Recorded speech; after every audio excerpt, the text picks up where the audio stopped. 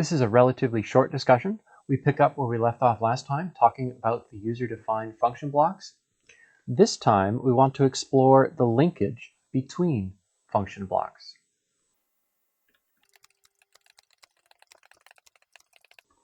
In our last discussion, we explored the user-defined function block. We said that it encapsulates code. To use the block, you would specify the inputs. You would specify any local variables. You would specify the outputs. And you would describe the behaviors using ladder logic, structured text, or function blocks. For our discussion, we will stick with ladder logic. As a sidebar, the IEC 61131-3 does support something called the user-defined function, which is fully supported in connected components for the Micro800. In the interest of time, we will not be describing user-defined functions. Instead, we're going to stay with the more versatile user-defined function blocks. As we get started, I think we should take a close look at why we would use such a thing. Why do we encapsulate code? Why have a hierarchy in your design?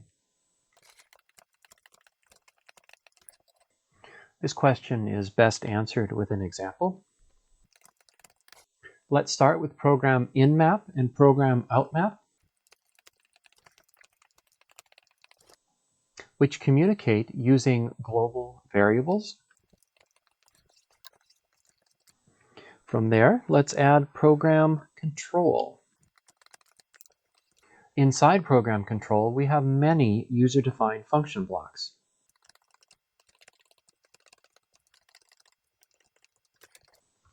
These user-defined function blocks will communicate via local variables. That is to say, local to program control. For example, suppose that there is a tank level indicator connected up to the input of the PLC. That will be picked up. It'll be mapped to a global variable. It will then be brought into perhaps this user-defined function block, which performs a scaling operation. That will be stored in a local variable inside program control. This user-defined function block may pick up that scaled value and perform perhaps a proportional control on it. It'll be sent back to a local variable. This user-defined function block will pick it up, send it back to global, and then it will go to the actual controller, which is outside of the PLC. That's quite the mess when we look at it that way. However, there's a few things I'd like to point out. First, our globals are limited to physical input and output. The second thing to notice, program control generally does not depend on global variables anymore. It depends on its own local variables. Actually, when we get right down to it, we also limit the use of local. It certainly doesn't look that way at first. However, remember that every user-defined function block has its own local variables associated with it. Which means that the only time we need to use the local variables here inside program control is when we connect or interface the user-defined function blocks, which generally means that program control is as simple as it can be. So we could say that the user-defined function block increases the readability of your program.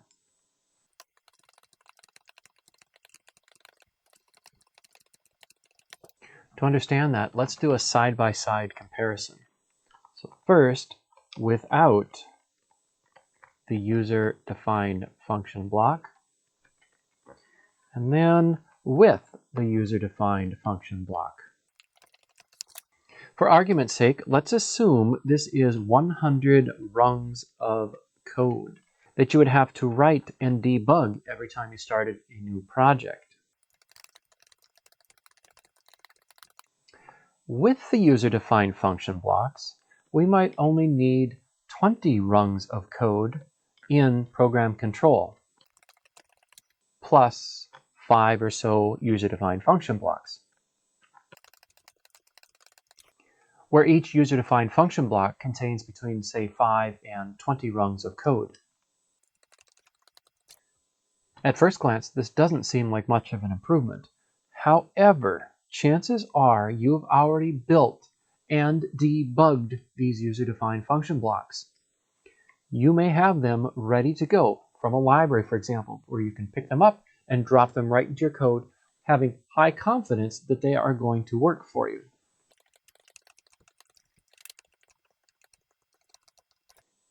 And if you don't have the user-defined function block, chances are what you build can be put into your library to be used next time.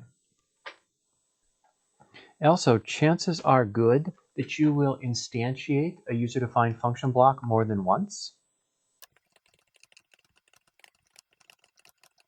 For example, you may have a user-defined function block that tends a motor starter.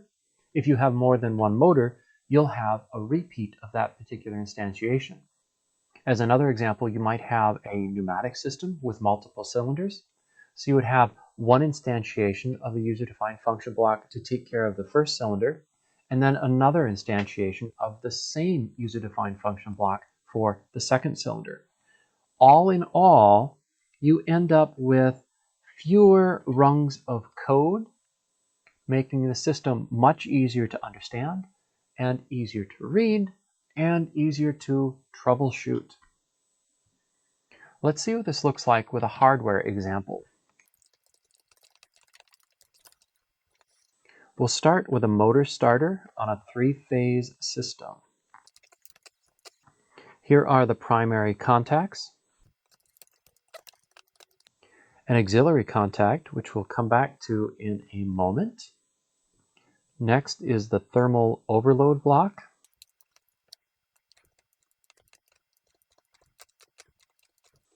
and then the motor. On the PLC, we have the input block and the output block.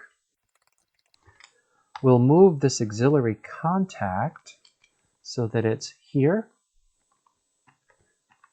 We'll put 24 volts there. Again, that's all part of this main contactor. On the output block of the PLC, we'll add a small control relay with a diode surge suppressor.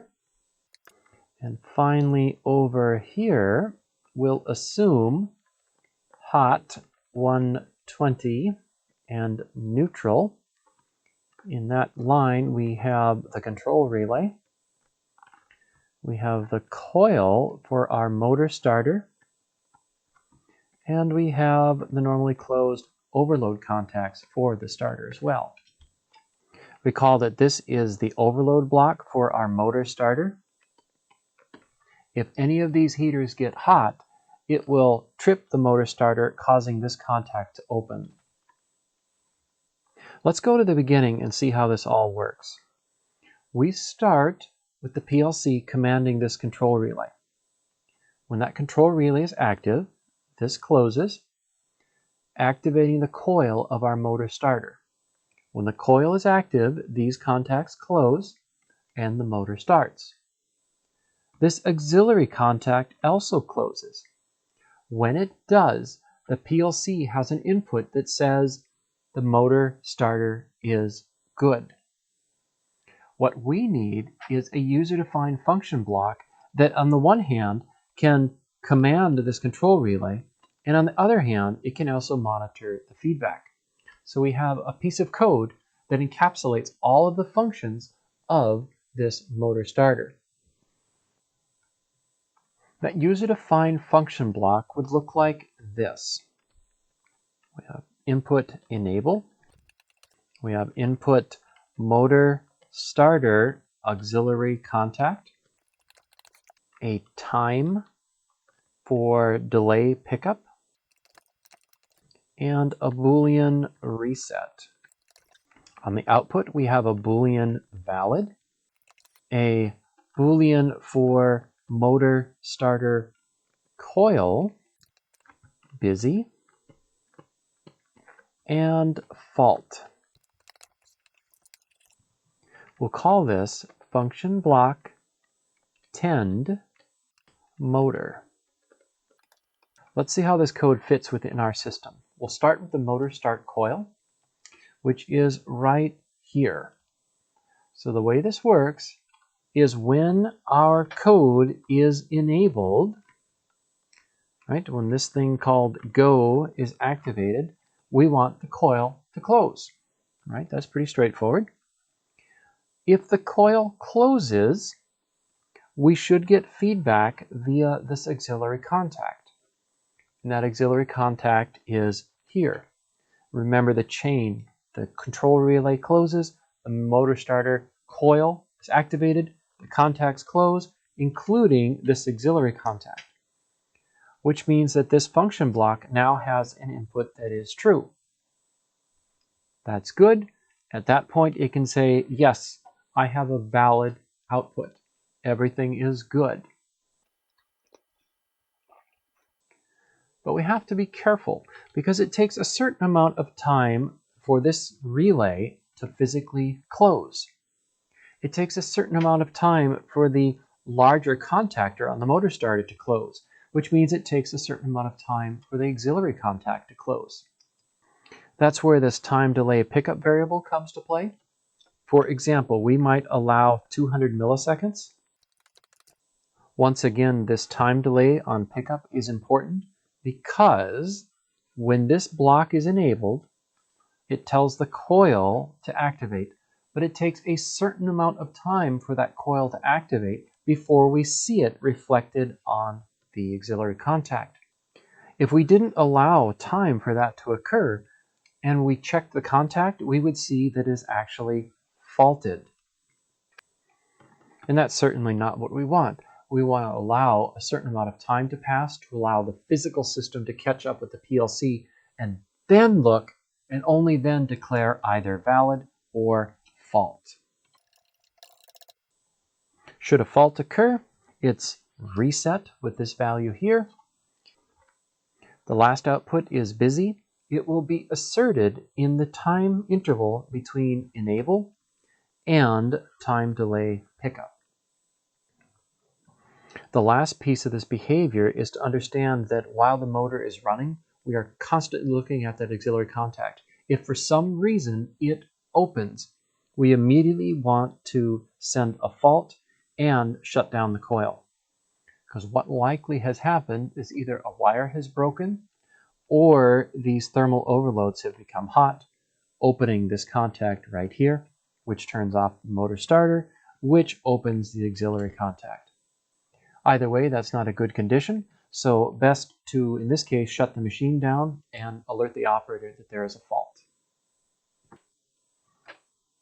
Suppose you had two motors connected to your PLC. You could instantiate two of these user-defined function blocks. We'll let this be our motor start.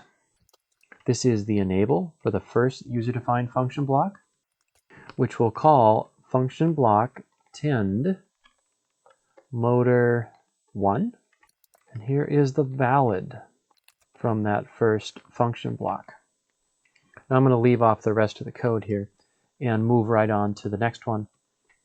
So here we have the enable for function block tend motor 2, and here's valid for that user-defined function block. Again, we'll leave out the rest of the details, except to say that there is an output here which goes to a motor. Again, this is the control line going to the motor starter, and this is the feedback line coming from the auxiliary contact of that motor starter. Our second function block also controls a motor. Once again, we have that feedback line going to the function block to tend motor number 2. There's a few things you should notice. When this line evaluates as true, sometime later, after our time delay pickup, this line here will evaluate as true, right? Valid will be true here. When that occurs, we basically enable the second motor. So motor number 2 will not start unless motor number 1 is valid. Stated another way, if this motor has a fault, it will no longer be valid, which means motor number 2 will also be disabled. And finally, these user-defined function blocks are what we call level sensitive, which means the block will be active as long as enable is true. Here's what the timing diagram for the system looks like.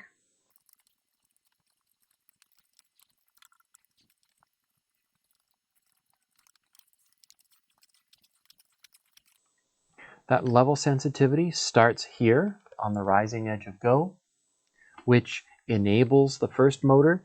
Sometime later, the auxiliary contact closes, and then when time pickup has expired, this valid from motor starter number 1 is true, which starts the second motor, which closes the contact on the motor starter, which sometime later is reflected as a valid from the second user-defined function block.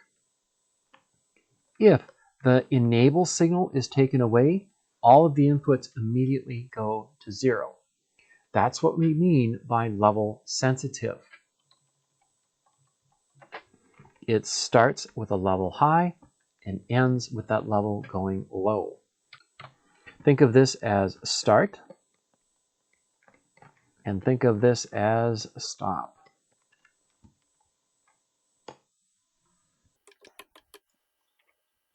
A few things to notice. This go signal and motor start 1 happen at the same time, as do valid 1 and motor start number 2. Those are things that happen internal to the PLC. They are very quick. You'll notice that it takes a certain amount of time for the auxiliary contact to close. It also takes a certain amount of time for our valid. That time is shown here to here. So this time is the time delay pickup. It's also reflected from here to here. And that's our time delay pickup. One more time. That was an example of level sensitive. User-defined function block sensitivity. And we said level sensitive. It starts when enable is true, and it stops when enable is false.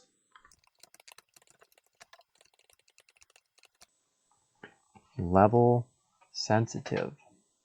We can also have edge sensitive. This starts on a rising edge. That rising edge, of course, might look something like that or like this. Such a block would continue until it's done or until it is aborted. As a matter of style, we want to be very careful with our naming conventions. If we have a level sensitive block and whatever function it performs happens immediately, we'll use enable in and enable out. So your block might look something like that. If, on the other hand, it's level sensitive, but it takes a certain amount of time for the block to activate or to do its thing, you might want to use enable and then valid. It's also useful to have a busy signal as well. That way you know the block is enabled, it's doing its calculations or whatever it's supposed to be doing, but the output is not yet valid because the block is busy. We should make a note. This is true sometime after the user-defined function block is enabled. Whereas this is true immediately because it's a copy, right? There's a line running right between enable and enable out. That takes care of the level sensitive. We can now look at the edge sensitive. Our inputs are trigger and done pulse. This will typically be accompanied by a busy signal and may or may not include an abort input. For our purposes, we'll let both of these occur on a rising edge. This is important enough that we should say it one more time. We'll call these the linkage guidelines. If you have a Boolean enable, it should be accompanied by a Boolean enable out. And these are for blocks where the operation happens immediately. For example, the addition block is where we see this. The addition block has a Boolean enable. It has a Boolean enable out. They are connected together, which is to say that the operation is performed on that rung. There's no waiting, no delays whatsoever. If you have a Boolean enable, you may also have a Boolean valid. This is an example where it's level sensitive but takes some time to operate. An example was that motor start tender that we talked about earlier. The key difference is that there is a delay in activation. For the motor tender, it took a certain amount of time for the relay contacts to physically move. You would also see this if you had a pneumatic system. It takes a certain amount of time for the cylinder to physically move. If you have a Boolean trigger as the input, we'll expect to have a pulsed done signal. Once again, we expect a delay between the trigger and the done pulse. At this point, you might ask which of these is better to use, and the answer is that very much depends on what you're trying to do. I think you'll agree that this enable valid pair provided very readable code in this particular example, where the motor was enabled, the coil activated, sometime later the contact activated, we waited for some additional time, and then if all is well, we signaled for a valid, which provides a natural flow when the blocks are instantiated. We enable the block, sometime later valid is true, we move on to the next block, enable it, sometime later valid is true.